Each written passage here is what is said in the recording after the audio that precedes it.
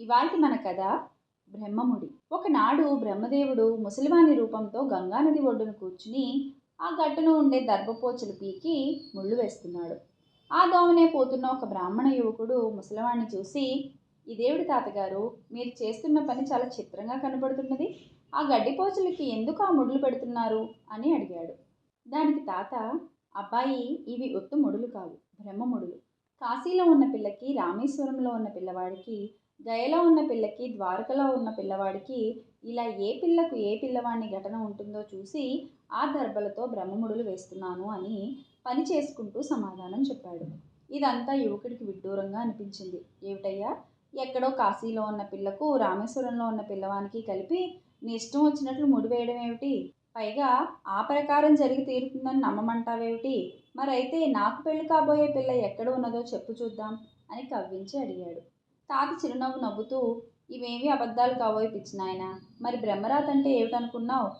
నేను వేసిన ఈ ముడులు తప్పిపోవడమే జరిగితే ప్రపంచమే తల్లకిందులవుతుంది. కనుక అటువంటి సంశయం ఎన్నడూ మనసులో పెట్టుకోకు అని బదులు చెబుతూ ఆయన తను వేసిన ముడుల్లో నుంచి రెండింటిని వెతికి తీసి, అబ్బాయి, హరిద్వారానికి దగ్గరగానున్న ఒక గూడెంలో స్వపచుడనే చండాలుడొకడు కాపురం ఉంటున్నాడు. వాడి కూతురే నీకు భార్య కాబోతున్నది. ఇది దాని పూర్వజన్మ సుకృతం అని చెప్పి తాత మళ్ళీ తన పని తను చూసుకుంటున్నాడు. ఈ మాట వినేసరికి యువకుడికి మంటెత్తుకొచ్చింది. కోపం పట్టలేక చిందులు తొక్కుతూ తాతని చెడామడా తిట్టాడు.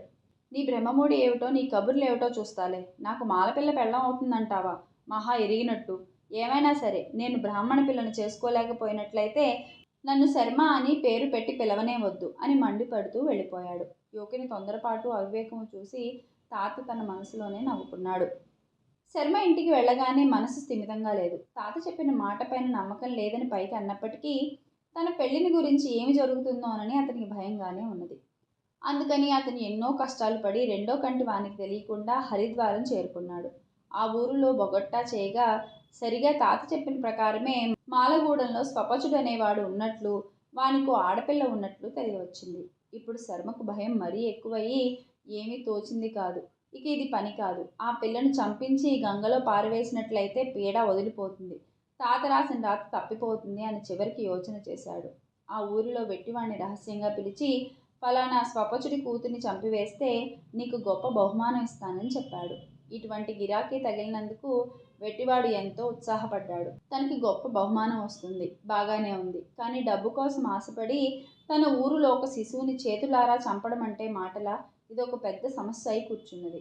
అప్పుడు వాడు బాగా ఆలోచించగా తనను బాధించని ఒక ఉపాయం మనసుకు తట్టింది. శిశువు పట్టేటంత మెదడు తొట్టె ఒకటి తయారు చేయించాడు. తన చాకచక్యం వల్ల ఎవ్వడూ లేని సమయం చూసి స్వపచుడి ఇంట్లో ప్రవేశించి శిశువుని యువతలకి తీసుకువచ్చాడు. తర్వాత మెదడు తొట్టెలో ఆ పిల్లను పడుకోబెట్టి నమ్మకం కోసమని ఆ తొట్టె శర్మకు చూపించాడు. ఆ తొట్టెలోనూ శిశువుని కనులారా చూడగానే శర్మకు ఆనందం అయిపోయింది. వెట్టివాని తెలివితేటలు తను కూడా చాలా మెచ్చుకున్నాడు. సరే అబ్బాయి, ఇంతవరకు నువ్వు చేసుకువచ్చిన పని బాగానే ఉంది. ఇక ముందు జరగవలసిన పనే కష్టసాధ్యమైంది. శిశువుతో ఉన్న ఈ తొట్టెను బ్రహ్మరుద్రుడికి కూడా తెలియకుండా నదిలో వదిలేసి రావాల్సింది. ఇదిగో నీకోసం బహుమానం కనిపెట్టుకుని ఉంది అంటూ శర్మ వాడిని ప్రోత్సహించాడు. వాడు ఉరుకులు వేసుకుంటూ ఆ పిల్లని నదిలో వదిలేసి వచ్చి శర్మ వద్ద తన బహుమతి పుచ్చుకుని వెళ్ళిపోయాడు. అంతటితో శర్మ ఎంతో భారం వదిలినట్టు సంతోషించి ఇల్లు చేరుకుని అప్పటి నుంచి నిశ్చితంగా ఉంటున్నాడు. శర్మను ఒక ఇంటివాణ్ణి చెయ్యాలనే తాపత్రయంతో అతని తల్లిదండ్రులు సంబంధాల కోసం వెతకసాగారు. ఒక సంబంధం కుదిరింది కూడా. కానీ తీరా ముహూర్తం నిశ్చయించుకుందాం అనుకునేసరికి పిల్ల తల్లికి ప్రాణం మీదకి వచ్చింది. అంతటితో ఆ సంబంధం పోయింది. ఆ తర్వాత ఇంకొక పిల్లనిస్తామని వచ్చారు. అంతా స్థిరపరచుకుని పిల్ల తండ్రి వాళ్ళ ఇంటికి చేరుకోగానే హఠాత్తుగా జ్వరం వచ్చి చచ్చిపోయాడు. ఆ దెబ్బతో ఆ సంబంధము పోయింది. కొన్నాళ్ళు ఎవ్వరూ రాలేదు. చివరికి డబ్బు ఇస్తామని ఆశపెట్టి ఒక సోత్రియల కుటుంబంలోనే పిల్లను మాట్లాడుకున్నారు. కానీ సుముహూర్తం వేళకు విషపు తేలు కుట్టి ఆ అమ్మాయి పీటల మీదనే చచ్చిపోయింది. అది మొదలుకుని శర్మకు సుడిగాడు అని పేరు పడిపోయింది. ఎన్ని ప్రయత్నాలు చేసినా ఒక్క సంబంధం కూడా రాకుండా పోయింది. అయ్యో అని అతని తల్లిదండ్రులకి బెంగ పట్టుకుంది. ఇదంతా చూసి శర్మకే విరక్తి కలిగింది. ఇలా ఉండగా ఒకరోజు శర్మ తల్లిదండ్రుల వద్ద సెలవు తీసుకుని దేశాంతరం బయలుదేరాడు.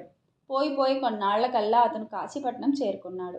శర్మ కాశీలో దిగిన రోజున అక్కడ గొప్ప వర్షం కురిసి రాత్రి కన్ను మిన్ను కనపడి చీకటి కమ్మేసింది. ఒళ్ళు బట్టలు తడిసిపోవడం చేత చలితో అతను ఒక పంచె చేరి నిలబడ్డాడు. ఇంతలో ఇంటి యజమాని భోజనమయ్యి వాకిట్లో వచ్చేసరికి శర్మ కనబడ్డాడు. అతనెవరో వాకప్ చేసి ఫలానా అని తెలియగానే లోపలికి తీసుకువెళ్ళి మర్యాద చేసి సదుపాయంగా భోజనం ఏర్పాటు చేశాడు. ఇంటి యజమానికి ఒక కూతురున్నది. యుక్త వయసు వచ్చిన పిల్ల కావడం చేత ఆమె వివాహం గురించి అతను ఆత్రంతో ఉన్నాడు. ఇప్పుడు శర్మను చూడగానే కుర్రవాడు చక్కటివాడు, అన్ని విధాలా తగిన సంబంధం, ఇది ఏదో దైవికంగా తటస్థపడింది అని ఆయనకి తోచింది. క్రమంగా ప్రసంగంలో పిల్లవాని కుటుంబాలు, బొగట్టాలు, ఆస్తిపాస్తులు వివరాలన్నీ అడిగి తెలుసుకున్నాడు. ఆయన అనుకున్నట్లుగానే దేనికదే సరిపోయింది. అప్పుడు తన ఉద్దేశం పిల్లవానితో చెప్పి అతని ఉద్దేశం చెప్పమన్నాడు.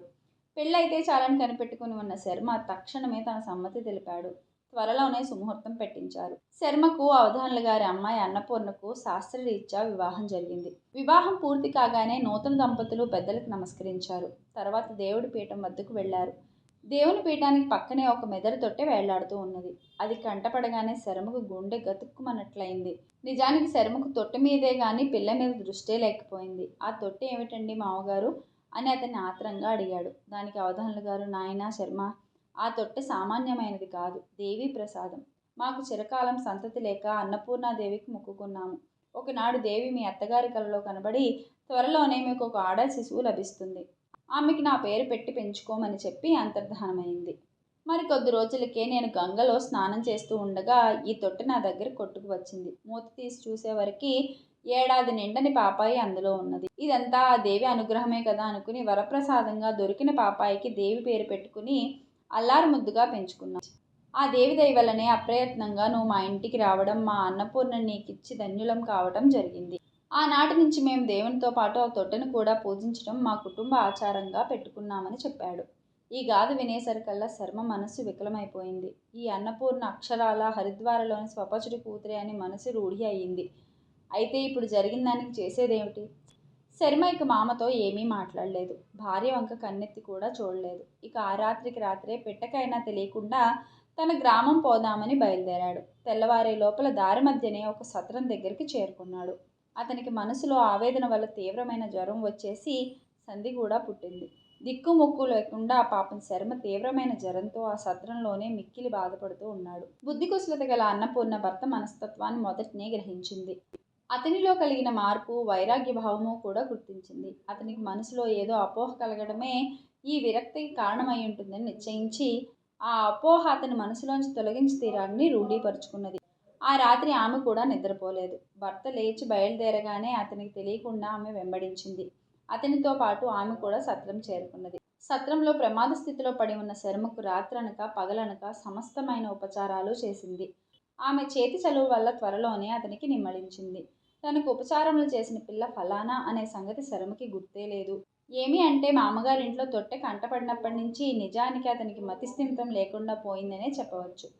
అయినా అన్నపూర్ణ అతనికి పద్యపానాలు అమర్చి పెట్టగా కొన్నాళ్లకు తేరుకొని శర్మ మళ్ళీ మన లోకంలో పడ్డాడు. ఆమె తనకు చేసిన సేవకు ఆశ్చర్యం కలిగింది. ఆమె తనను విడకుండా పరిచర్యలు చేయడం చూసి ఆమెపైన ప్రేమ, అనురాగం ఎక్కువైనవి. ఇలాంటి పిల్ల తనకు భార్య కావడం నిజంగా అదృష్టమని భావించి తన ఉద్దేశం ఆమెకు తెలిపాడు. ఆమె సందేహిస్తూ, ఇంకా మీకు పెళ్లి కాలేదా అని అడిగింది. దానికి శర్మ, నాకు ఇది వరకు పెళ్ళైన మాట వాస్తవమే, కానీ విరక్తి భావం చేత ఆ సంబంధం వదులుకోవలసి వచ్చింది. నాకు నచ్చిన పిల్ల కోసం వెతకడానికి బయలుదేరగా నా మనసులో ఉద్దేశానికి సరిగ్గా నువ్వు కనబడ్డావు అన్నాడు. మీకు ఎప్పుడైనా మళ్ళీ విరక్తి భావం కలుగుతుందేమో, ఆ పాటిదానికి పెళ్లి చేసుకోవడం ఎందుకు, విడిపోవడం ఎందుకు అని అన్నపూర్ణ ప్రశ్న వేసింది. అందుకు శర్మ, నేను ఎన్నడూ నిన్ను విడనాడనని ఒట్టు వేసుకున్నాను. మనసు కలిసిన సంబంధానికి విడిపోవడం ఎలా జరుగుతుంది అని ఆమెతో నమ్మబలికాడు. మరునాడు ఆ ఊరి ఆలయంలోని వివాహానికి ఏర్పాటైంది. సూత్రధారణ జరిగే సమయాన ఆమె మెడలో శర్మకు మంగళసూత్రాలు కనపడేసరికి అతనిలో కోపము, ఆశ్చర్యము రెండూ ఒక్కసారిగా ఉప్పొంగినాయి. అన్నపూర్ణ అతని చేయి పట్టుకుని చిరునవ్వుతో, నాకు ఇది వరకు పెళ్ళైన మాట నిజమే, వైరాగ్యం చేత సంబంధం వదులుకోవలసి వచ్చింది. నచ్చిన వరుని కోసమని బయలుదేరాను. ఇప్పుడు నాకు మనసులో అనుకున్న లక్షణాలన్నీ మీలో కనబడ్డాయి అని అనేసరికి శర్మ ఆమె ఫలానా అని గుర్తించగలిగాడు. జరిగిన చరిత్రంతా జ్ఞాపకం తెచ్చుకుని అతను సిగ్గుపడ్డాడు. నిలకడ మీద నిజానిజాలు తెలిసిన తర్వాత అతని మనసులో బాధ పూర్తిగా తొలగిపోయింది. అన్నపూర్ణ నిజంగా వరప్రసాదమని నమ్మి ఆమెను పూర్తిగా ప్రేమించాడు. నాటి నుంచి ఆ దంపతులు ఎట్టి అరమరిక లేకుండా చిలకా గోరింకల్లాగా సంసారం నడుపుకుంటున్నారు. ఇది ఇవాల్టి కథ. ఈ కథ కనుక మీకు నచ్చినట్లయితే లైక్ చేయండి, షేర్ చేయండి, అలాగే కథల బడి ఛానల్ని సబ్స్క్రైబ్ చేయండి.